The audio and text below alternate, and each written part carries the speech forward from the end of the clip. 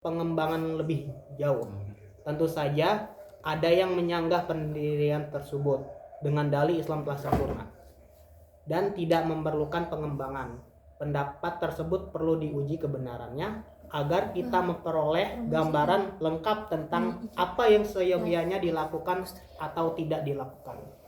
Dengan kata lain, sebenarnya kita saat ini memerlukan skala prioritas yang lebih jelas dalam menatap masa depan. Di sini Gus Dur ingin menjelaskan bahwasanya dari awal munculnya Islam sampai berkembangnya itu, Islam selalu menunjukkan hubungan antara aspek individu dan aspek sosial. Yang juga di situ ada yang berpendapat bahwasanya Islam itu tidak perlu ada pengembangan lebih jauh gitu, dengan dalih bahwasanya Islam itu telah sempurna. Yang pendapat ini perlu diuji kebenarannya, dan juga dengan kita sebenarnya harus memerlukan skala prioritas yang lebih jelas untuk Islam itu lebih berkembang di masa depannya gitu. Yang di sini tidak pokoknya. Lanjut ke paragraf 2. Memang kitab suci Al-Quran tidak pernah secara jelas membagi kedua masalah itu, individu dan sosial, dalam kandungannya. Seluruhnya bersandar pada kemampuan kita dalam memahami kitab tersebut, mana yang merupakan perintah khitoh untuk perorangan dan mana yang untuk masyarakat. Seluruhnya bergantung atas penafsiran kita. Umpamanya saja firman Allah Ta'ala yang menyatakan, dan kujadikan kalian berbangsa-bangsa dan bersuku-suku agar kalian saling mengenal. Waja'alnakum syu'uban wa qabaila lita'arafu. Quran surah Al-Hujurat. Jelas di situ yang dimaksudkan umat manusia secara keseluruhan, dan yang tidak kehendaki adalah kenyataan yang tidak tertulis, persaudaraan antara sesama manusia. Di sini paragrafnya memang Al-Quran itu tidak secara tegas membagi antara masalah individual dan masalah sosial, dan itu tergantung pada pemahaman individunya atau tafsir di setiap individunya gitu. Misalnya surah Al-Hujurat ini jelas di situ menunjukkan pentingnya persaudaraan sesama manusia, yang itu emang individual, dan itu juga mencakup secara keseluruhan umat manusia, yang dimana itu masuk ke khitab masyarakat, yang dimana kita harus tidak memandang agama, ras, suku, dan yang lainnya. Dalam kitab suci Al-Quran, sebuah ayat yang sangat penting berbunyi, kawinilah apa yang baik bagi kalian daripada wanita-wanita, 2, 3, atau 4 orang wanita.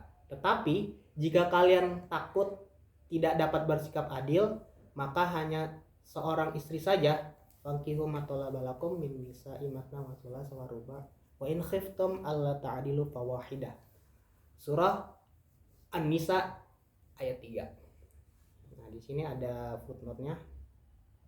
Ayat ini sering dimunculkan terpotong sehingga dipahami secara parsial dengan tanpa melibatkan kesan ketuhanan ini. Jika dipahami secara lengkap dengan melibatkan setting yang ada di sekitarnya, haula nusus, ayat ini sebenarnya merupakan penghormatan yang tinggi kepada martabat perempuan.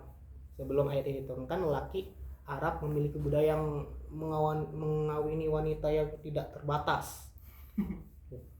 Kemudian diubah oleh Allah, yaitu di grafiknya menurun itu dari 100 terus 50 sampai ke 4 istri itu. Belum lagi jika digelar di khusus tentang jika dalam ayat ini sangat berbeda dengan frame idza, di mana in menunjukkan suatu yang sulit bahkan mustahil terjadi. Jika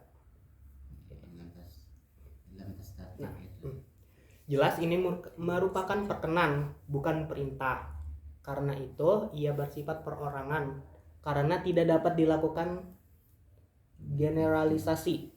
Itu pun harus dirangkai dengan kenyataan. Siapakah yang menentukan poligami itu adil? Kalau pihak laki-laki, berapa orang perempuan pun akan tetap dirasa adil. Sedangkan bagi perempuan masalah keadilan itu bersangkut paut dengan rasa keadilan secara normal. Tentu lebih banyak kaum perempuan yang merasa poligami itu tidak adil. Ini sebenarnya pembahasannya kalau dibahas itu agak alot ya kalau ini. Nah di sini mesin.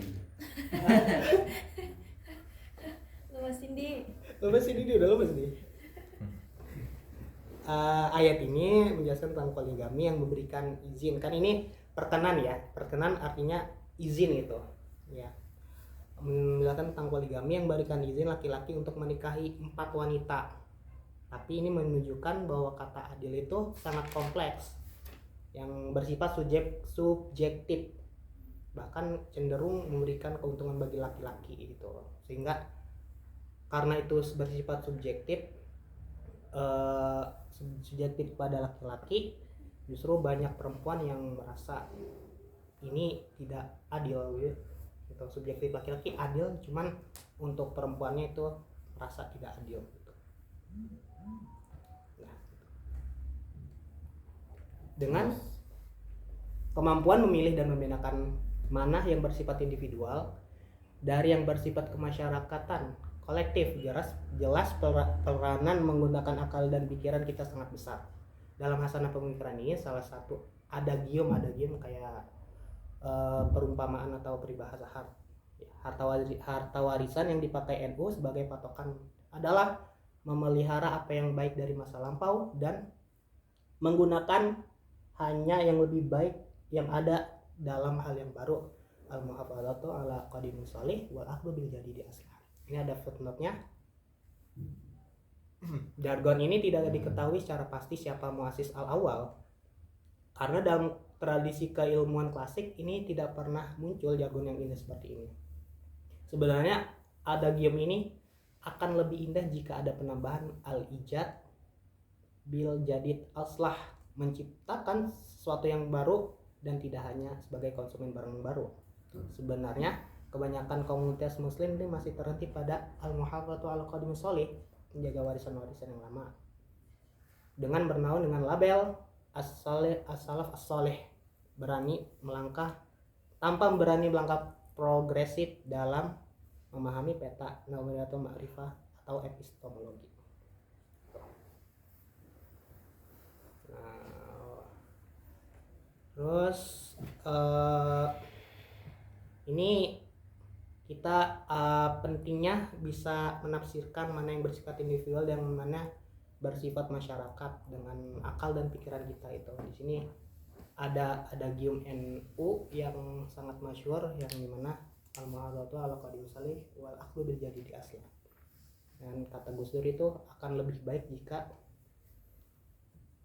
al-ijad bil jadid al aslah, menciptakan sesuatu yang baru dan tidak hanya sebagai konsumen yang baru gitu, barang yang baru. Lanjut, next. Terkadang sebuah kewajiban agama memiliki dua sisi itu, yaitu sisi individual dan sisi kolektif sekaligus, yang menjadikan kita sering lupa bahwa perintah agama dapat saja memiliki kedua dimensi tersebut. Umpamanya saja kewajiban berpuasa yang semula diperintahkan sebagai sesuatu yang bersifat individual, perintah Allah Subhanahu wa taala diperintahkan kepada kalian untuk berpuasa, seperti juga diwajibkan atas kaum-kaum sebelum kalian. Kutiba alaikumus shiyamu kama kutiba alal ladzina min qablikum. Quran surah Al-Baqarah ayat 183. Perintah yang sepintas lalu bersifat individual ini pada akhirnya berlaku bagi seluruh kaum muslimin sebagai kewajiban orang Islam. Dengan demikian kita harus mencari yang kolektif dari sumber-sumber tertulis dalil nakli. Kewajiban juga sering memiliki dua dimensi, yaitu antara sisi individual dan sisi kolektif sekaligus. Contohnya seperti berpuasa itu. Kewajiban berpuasa meskipun sepintas bersifat individual, namun pada akhirnya berlaku bagi keseluruhan umat muslim. Gitu. Karena kita perlu mencari pemahaman yang menyeluruh dari sumber-sumber tertulis di agama. Perintah Nabi yang tertulis saja yang membawakan sebuah kecenderungan baru. Terkadang kita sulit untuk membedakan atau menetapkan mana yang berwatak kolektif dan mana yang individual. Sebagai contoh, dapat dikemukakan adanya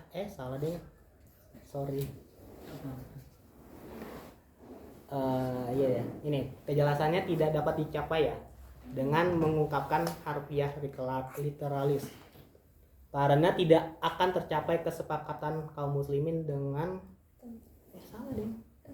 betul mah enggak, bawahnya, atasnya.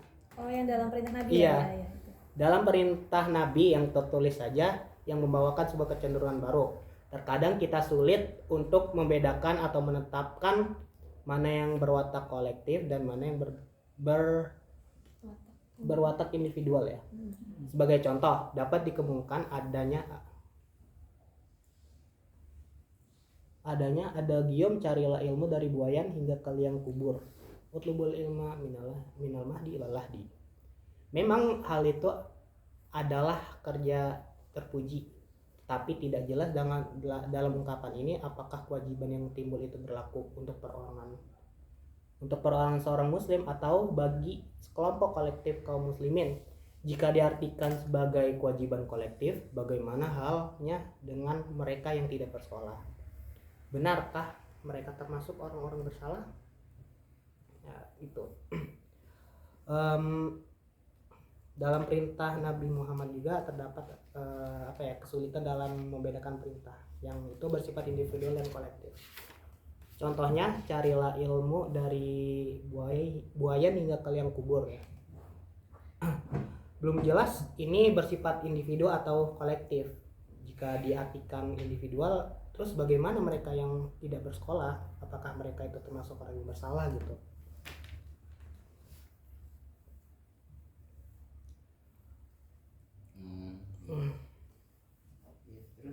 Kejelasan tidak dapat dicapai dengan ungkapan harfiah literalis, karena tidak akan tercapai kesepakatan kaum muslimin tentang kewajiban bersekolah. Tapi apakah tanpa kesepakatan itu lalu orang tidak berhak mendapat pendidikan dalam keadaan tiadanya kesepakatan tentang suatu hal? Maka seorang dapat mengikuti pendapat wajib bersekolah sama halnya seperti orang-orang yang mengikuti pendapat tidak wajib bersekolah. Apakah sesuatu itu merupakan kewajiban universal ataukah kewajiban fakultatif ikhtiari? Fakultatif pilihan. Dapat dikemukakan sebagai contoh mengenai hal ini adanya ungkapan populer mencintai tanah air adalah sebagai pertanda dari keimanan, hubul waton minal iman. Jelas? Tidak jelas apa wujud kewajiban mencintai tanah air yang tidak menjadi tanda keimanan seseorang itu. Apakah ini berarti kewajiban untuk memasuki milisi untuk mempertahankan tanah air atau bukan? Untuk itu diperlukan penjelasan dengan menggunakan akal, sehingga sumber tertulis dalil nakli maupun keterangan rasional dari dalil akli dapat digunakan bersamaan. Di sini kejelasan itu tidak akan tercapai dengan memandang suatu teks hanya dengan tekstualnya saja gitu, literalis, karena itu tidak akan mencapai suatu kesepakatan gitu. Dan juga ada suatu perintah atau konsep Islam itu yang bersifat sebagai kewajiban universal atau kewajiban fakultatif. Ya, ini masih gomut gitu. Apakah ini universal atau fakultatif? Contohnya di sini ada hubul waton minal iman gitu. Apakah kewajiban mencintai tanah air itu menunjukkan keimanan seseorang, berarti harus menjadi prajurit memasuki milisi gitu kan, bulwaton minal iman gitu. Nah di sini perlu penjelasan antara dalil akli sama dalil nakli, saling bersamaan antara itu, tidak hanya tekstualis tapi juga kontekstual. Kalau terkadang sebuah ucapan secara harfiah daya dilihat dari berbagai bener ya? Iya benar tadi. Bener ya? Iya. Terkadang sebuah ucapan yang secara harfiah tidak dulu Menunjukkan iya, apanya? menunjukkan suatu arti khusus dapat saja secara rasional diberi arti sendiri bagi kaum muslimin. Contoh dalam ucapan Nabi Muhammad SAW, tuntutlah ilmu pengetahuan hingga ke tanah Tiongkok. Jauh banget, utlubul ilma min walau bisin. Ungkapan tersebut hanya menunjukkan kepada perintah menuntut pengetahuan hingga ke tanah Cina. Namun para ahli hadis memberikan arti lain lagi. Menurut mereka yang dimaksudkan oleh ungkapan Nabi Muhammad SAW itu tersebut jelas-jelas menunjukkan kewajiban mempelajari ilmu pengetahuan yang non agama saja, bukan di tanah Tiongkok. Waktu itu belum ada masyarakat muslim sama sekali. Bukankah ini secara teoretik pemberian kedudukan sama di mata agama antara pengetahuan agama Islamic Studies dan pengetahuan non agama? Perumusan sikap oleh para ahli agama Islam tersebut yaitu kewajiban menurut disiplin ilmu non agama memberikan kedudukan yang sama di antara keduanya. Ini juga menyoroti apa ya, fleksibilitas antara penafsiran ajaran Islam dan pentingnya pemahaman yang kontekstual terhadap ajaran tersebut. Contohnya utlubul ilma walau bisin, ini juga para ahli hadis kan menafsirkan juga utlubul ilma walau bisin itu tuntutlah ilmu yang non agama juga gitu, bisa non agama gitu. Jadi fleksibilitas dalam menafsirkan sesuatu yang itu tentang kontekstual yang ada. Gitu. Dilihat dari berbagai pengertian seperti diterangkan di atas, jelaslah bahwa ribuan sumber tertulis dalil nakli baik berupa ayat-ayat kitab suci Al-Quran, ayat-ayat kitab suci Al-Quran maupun ucapan Nabi Muhammad SAW akan memiliki peluang-peluang yang sama bagi pendapat-pendapat yang berbeda. Antara universalitas sebuah pandangan atau partikularitasnya di antara kaum muslimin sendiri. Dengan demikian menjadi jelaslah bagi kita bahwa perbedaan pendapat justru sangat dihargai oleh Islam, karena tidak diperbolehkan bukannya perbedaan pendapat pandangan, melainkan pertentangan dan perpecahan. Kitab suci kita menyatakan firman Allah Ta'ala, berpeganglah kalian kepada tali Allah secara menyeluruh dan janganlah terpecah belah atau saling bertentangan. Wa'tasimu bihablillahi jami'an wa la tafarraqu. Quran surah Al-Imran ayat 103 gitu. Sini highlightnya ini pentingnya menjaga persatuan di antara umat Islam meskipun itu banyak perbedaan dalam penafsiran ajaran agama gitu. Makanya perbedaan ini bukan untuk berpecah tapi adalah sebuah tanawu keberagaman Islam gitu. Ini menunjukkan lebih jelas bahwa perbedaan pendapat itu penting, tapi pertentangan dan keterpecah belahan adalah sebuah malapetaka. Dengan demikian nampak bahwa perbedaan itu yang menjadi inti sikap dan pandangan per orang harus dibedakan dari pertentangan dan pecah belahan dari sebuah totalitas masyarakat. Mudah untuk mengikuti ayat suci tersebut bukan? Sini ya kita penting untuk membedakan antara perbedaan pendapat yang merupakan hak yang itu merupakan hak setiap individu, tapi nggak sampai bermuara kepada pertentangan bahkan perpecahan di dalam masyarakat itu gitu. Beres. Oke. Mana poinnya di? Poinnya ya. Tadi poin yang dapat diambil itu ada 3 utama.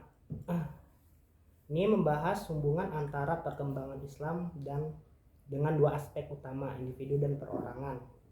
Terus juga Individu dan perorangan, masyarakat. iya masyarakat. Iya, individu dan sosial masyarakat gitu. Penulis juga menekankan pentingnya memahami kedua aspek ini secara menyeluruh untuk memperoleh pemahaman yang mendalam tentang agama Islam. Meskipun Al-Quran tidak secara eksplisit membagi masalah ini, tapi bergantung pada pemahaman dan penafsiran individu. Terus juga artikel ini menyoroti bahwa Islam itu mempunyai potensi pengembangan yang lebih lanjut, meskipun beberapa mungkin yang berpendapat bahwa Islam itu sudah sempurna gitu dan tidak memerlukan pengembangan. Terus juga yang di sini juga ini ya, yang tentang pertentangan itu di sini bahwa perbedaan pendapat itu penting, tetapi pertentangan dan keterpecah belahan ada sebuah malapetaka. Ini yang ini sih yang emang aneh highlight di sini. Ya, intinya jangan sampai bermuara kepada malapetaka atau perpecahan, karena kita di sini berdiri di tengah sebagai perekat bukan sebagai peretak. Bukan sebagai Peretak. Peretak. Jos. Ya, walau bersuap. Tambahan di highlightnya itu, terus jadi harus jangan memahami nas itu Iya itu. dengan letterlock tekstualis tadi kan. Iya betul kata Siska. Itu juga. Ngomong sendiri, jangan nambah-nambah. Jangan menambahkan, tadi udah ngomong. Enggak. Mas Muna, apa yang mau disampaikan Gus?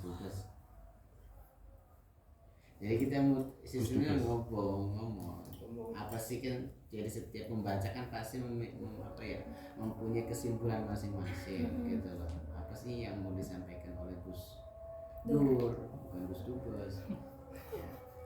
Kayak misal tadi, saya sebenarnya kurang puas kalau misal tadi Hadi menyimpulkan masih membawa narasi teks gitu loh.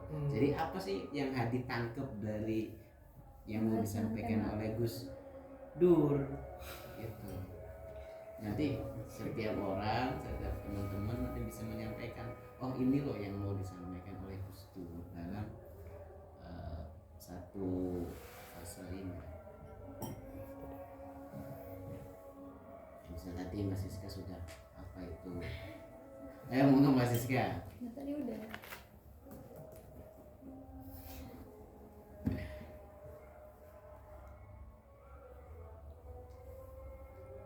Ya Bang Muna. Bang Muna dulu. Kamu dulu. Ya tadi udah jelas sih. Apa? Ya coba jelas tuh seperti apa. Ini ada yang tadi disampaikan Hadi. Di sini kan dijelaskan bahwasanya Islam pribadi dan masyarakat, mengajarkan di dalam teks entah Al-Quran atau hadis itu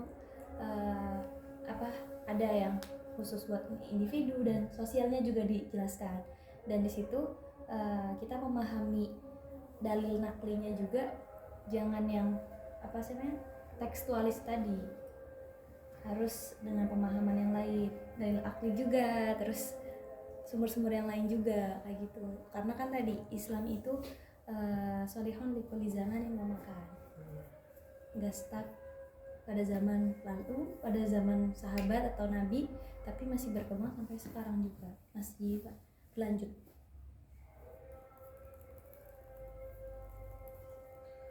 Ya Bas, Mohon.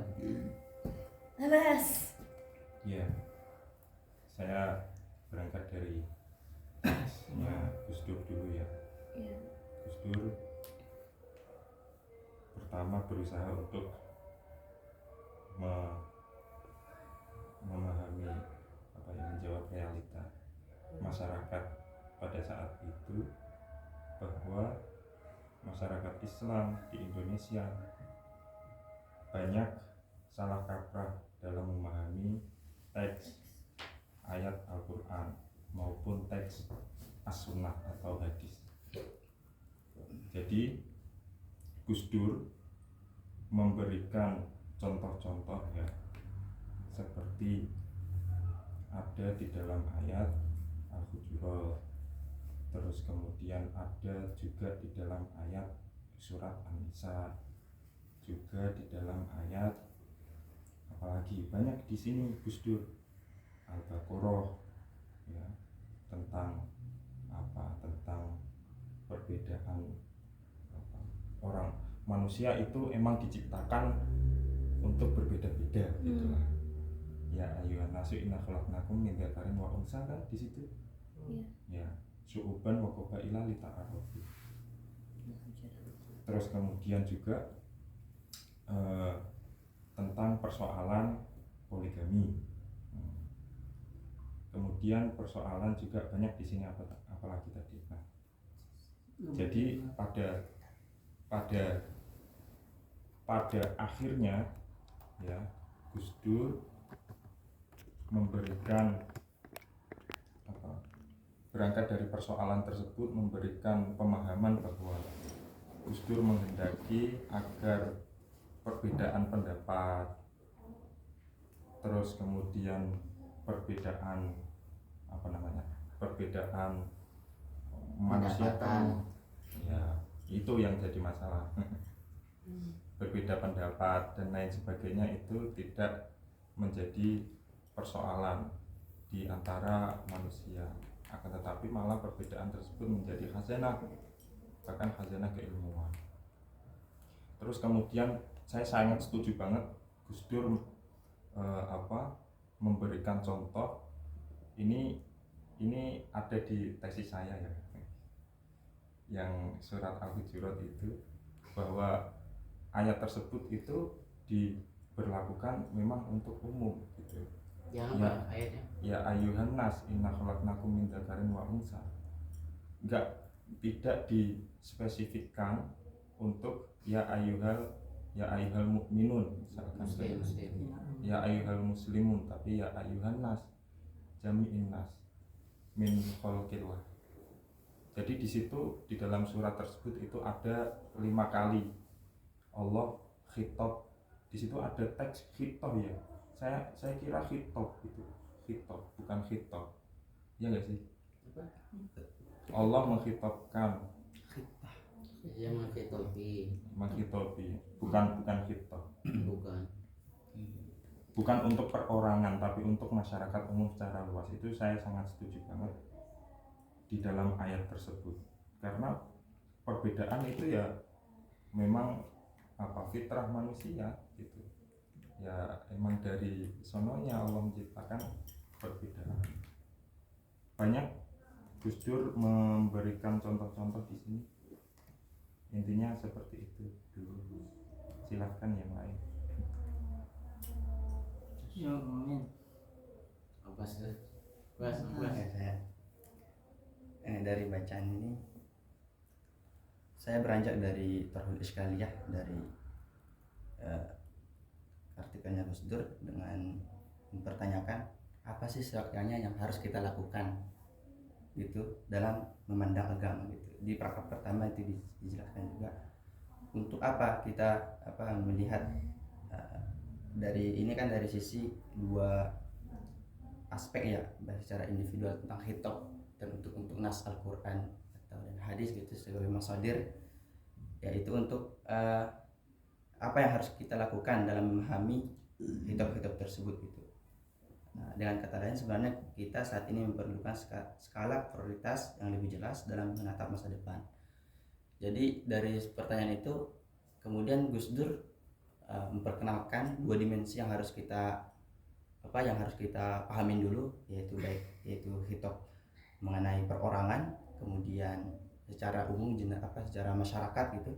Kemudian beranjak dari itu Gus Dur kemudian memberikan contoh-contoh mengenai hal tersebut, dan akhirnya di akhir Gus Dur pun menekankan untuk dalam memahami nas tersebut kita tidak boleh hanya memahami secara tekstual tetapi juga secara kontekstual dan sebagainya.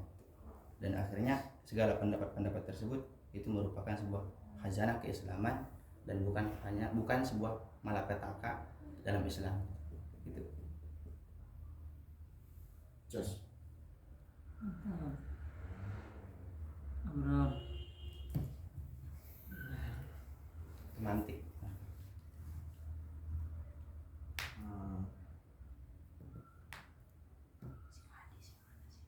Pendek ya, saya paham bahwasanya sebenarnya penting bagi orang yang beragama untuk melihat dalil atau suatu sumber itu secara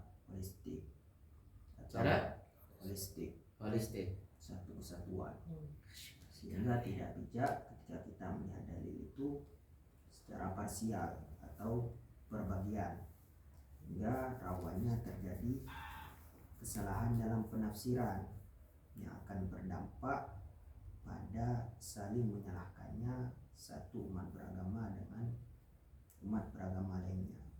Padahal seperti yang dikatakan oleh Bang Una tadi, bahwasanya perbedaan adalah satu fitrah, sehingga lazim bagi umat beragama untuk bisa bijak dalam perbedaan yang ada dalam agama itu sendiri. Di akhir tadi yang saya lihat bahwasanya penting bagi umat beragama itu untuk menghindari sikap partikularitas atau merasa mau menang sendiri ketika menyampaikan suatu argumen, karena Tuhan sendiri menciptakan manusia itu berbeda. Maka siapalah manusia yang menyatukan semuanya, padahal fitrahnya Tuhan menciptakan kita untuk berbeda. Itu saja. Jos.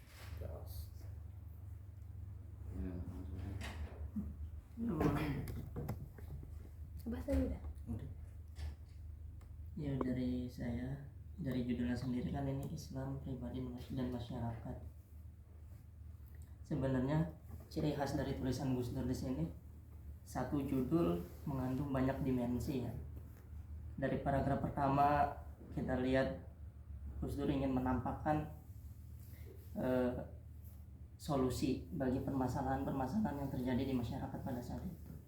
Kemudian yang tengahnya dengan memunculkan contoh-contoh, menawarkan pemikiran-pemikiran atau penafsiran-penafsiran baru, sehingga teks itu bisa menjawab permasalahan yang tadi diaturkan. Kemudian di paragraf terakhir Gus Dur juga ingin berstatement, memberi kesimpulan bahwasannya kita manusia ini atau umat muslim atau semuanya lah itu harus saling bersatu, tidak boleh adanya perpecahan. Banyak dimensi yang ingin ditawarkan oleh Gus Dur. Yang pertama kan itu pada paragraf pertama Gus Dur bilang bahwasannya kalau emang umat muslim mau berkembang, di situ harus bisa memahami secara dalam, secara detail masalah individu dan masalah sosial masyarakat. Bahwasanya Islam di sini hadir gitu. Teks-teks agama yang dimaksud di Islam hadir dalam bentuk secara universal atau untuk masyarakat dan juga untuk individu. Tidak bisa satu teks atau satu nusus dibawa ke dua dimensi sekaligus. Walaupun ada juga yang awalnya hitopnya itu untuk individu kemudian ditarik menjadi universal seperti puasa dan lain. Tapi di situ Gus Dur ingin menekankan bahwa perlu adanya peran akal dalam menafsirkan sebuah teks agama. Ya Bang, Jos. dengan memberikan contoh yang tadi surat Al-Hujurat misalkan ya ayyuhan nas inna khalaqnakum, itu sampai akhir bahwasannya pesan yang ingin disampaikan bukan hanya info bahwasannya oke, Allah ini telah menciptakan manusia gitu. Semuanya mau ras apapun, agama apapun, dengan keyakinan apapun telah Allah ciptakan. Enggak, tapi ada pesan yang terkandung bahwasannya kita semua adalah makhluk ciptaan Tuhan yang berbeda-beda agamanya, yang berbeda-beda keyakinannya, yang berbeda-beda ras dan sukunya. Yang dititik beratkan yaitu apa? Persaudaraan antara umat manusia gitu. Jangan sampai teks ini ditarik untuk diindividualis, menjadi dikerucutkan hanya untuk umat muslim gitu. Karena kalau seperti itu ya akan timbul suatu pemahaman benar sendiri, mau menang sendiri gitu. Padahal kan pesan moralnya itu apa? Bahwasanya kita semua ini makhluk Tuhan yang diciptakan oleh Tuhan yang sama. Nah kemudian Gus Dur ingin menyampaikan bahwasanya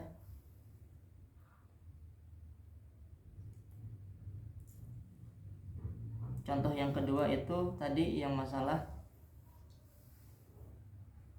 nikah ya, angkihu ma taba lakum minan nisa'i mata.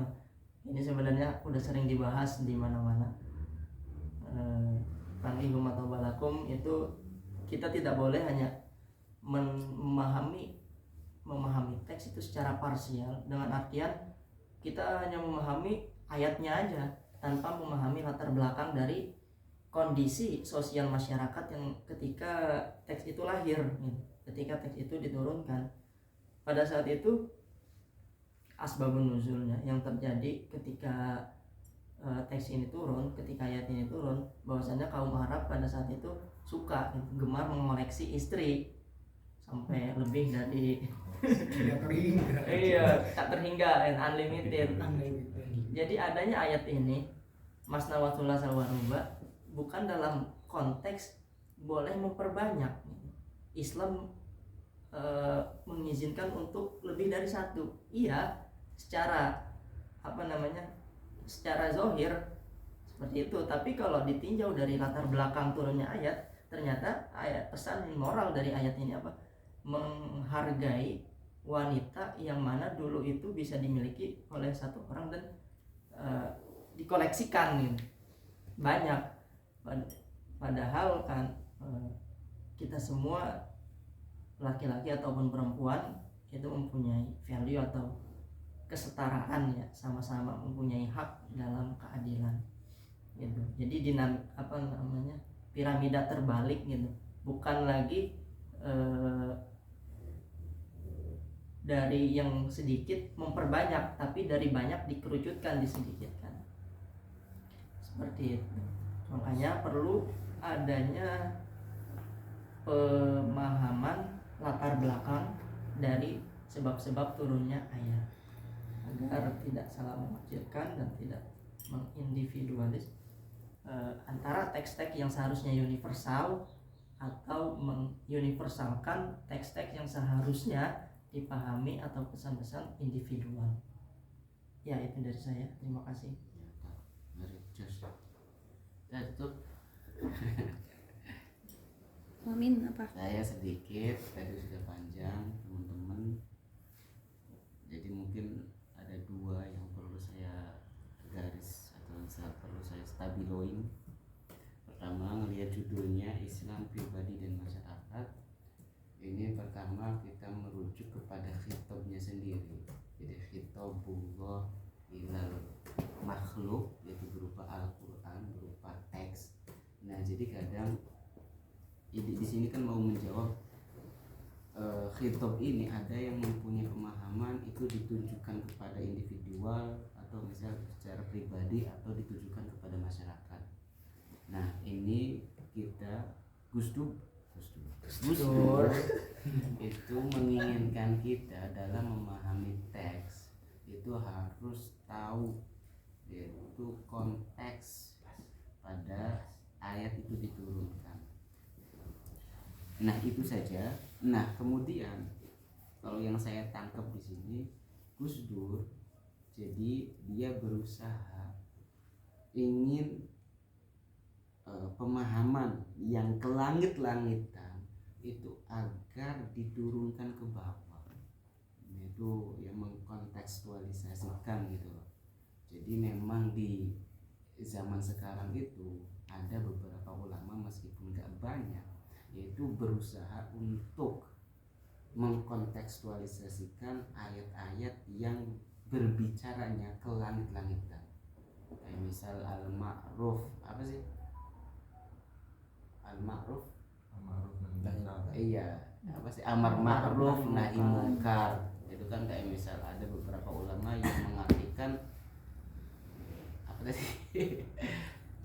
Amar ma'ruf. Saya ingatnya ma'rufnya dong. Amar ma'ruf itu diartikan bukan kita misal menertibkan ketika orang lagi bulan Ramadan ini, enggak, tapi diartikan amar ma'ruf ini ya kita berbuat baik ke semua orang, kemudian nahi mungkar. Allah lupa. Nahi mungkar itu tentang supremasi hukum. Jadi kita menegakkan asas keadilan hukum kayak gitu. Jadi kan diartikan bukan lagi kita gobrek-gobrek orang untuk sholat, enggak, amar ma'rufnya, tapi ya kita dituntut untuk berbuat baik. Nah saya melihat Gus Dur juga itu ingin ya ada usaha untuk ayat-ayat yang kelangitan ini untuk dibawa ke bumi gitu, mengkontekstualisasikan itu. Siap, mantap. Terus tambahan sedikit, tadi kan sebenarnya ada yang kelewat disampaikan, bukan nama Hadi sama kita ya. Di sini Gus Dur mengkritik tentang ada Giyum al-Muhafazatu ala Qadil Soleh. Alhamdulillah dijelaskan yang selama ini kita pakai kan al-Muhafazah terus Muhafazah. Alhamdulillah dijelaskan. Kata Gus Dur, enggak, seharusnya kita ini udah mulai apa, menciptakan sesuatu yang baru, tidak hanya menjadi konsumen, tapi kita harus menjadi produsen. Tidak hanya menjadi konsumen hukum bagi orang tidak hanya menjadi konsumen hukum yang hukumnya itu dilahirin oleh orang-orang dulu gitu. Tapi kita juga harus menciptakan hukum yang mana itu sesuai dengan konteks di kehidupan kita pada saat ini gitu. Sebagaimana ya Quran soleh kuli zaman makan itu kan Quran gitu. Kalau penafsiran hukum-hukum orang-orang terdahulu ya dia solehnya di zaman dia, di zaman kita belum tentu. Makanya al-ijad seharusnya kata Gus Dur tadi jadi al-aslah, menciptakan sesuatu yang baru yang lebih bermaslahat, tidak hanya menjadi konsumen tapi kita juga harus jadi produsen, mampu untuk memproduksi suatu hukum yang bermaslahat bagi kita. Betul, buat ipon ya kan? Terus ya kayak gitu lah. Sehingga sebenarnya memang kita itu ya yang mengkritik kita itu padahal kan Masih takut ya? iya itu bukan masih takut, malahan dijauhin kayak hal-hal kayak gitu kan untuk membuat sesuatu itu.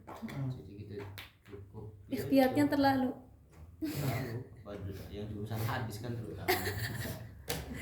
Itu kan dari awal paragraf udah disinggung nih. Pandangan tersebut perlu di mana kalau hal ini telah dilaksanakan maka Jumud. saja ada yang menyanggah pendirian tersebut. Iya masih banyak. Pasti ada yang menyanggah. Kalau Islam itu udah sempurna. Ya Islam itu ya, Islam bukan belum sempurna gitu. Ya orang buktinya masih dibutuhkan penafsiran kan artinya kan belum sempurna. Islam sempurna. Islam sempurna. Penafsirannya. Islamnya, agama Islam. Ya. Itu harus berbagi. Ya, agama Islam oke. Sempurna penafsirannya. Tetapi ya maknanya belum. Karena kita masih kontinu kan hidup. Ya, yang lain yang di luar ini ada yang mau disampaikan. Siska tadi ngomong apa sih? Udah di paling awal ya. Nambahin hadiah.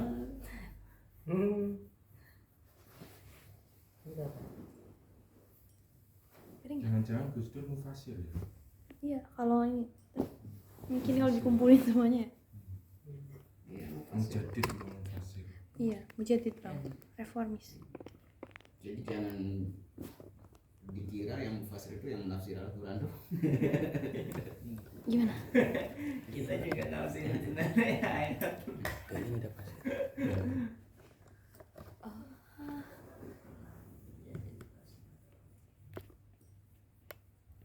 Ya pertemuan selanjutnya siapa?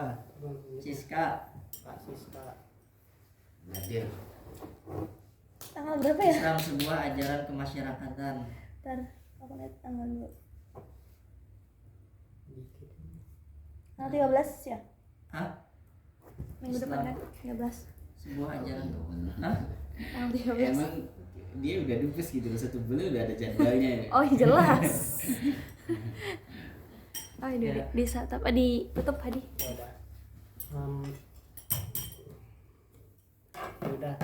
Akhirnya kita tutup dengan membaca kafaratul majlis. Subhanallah. Terima kasih semuanya. Assalamualaikum warahmatullahi wabarakatuh. Waalaikumsalam warahmatullahi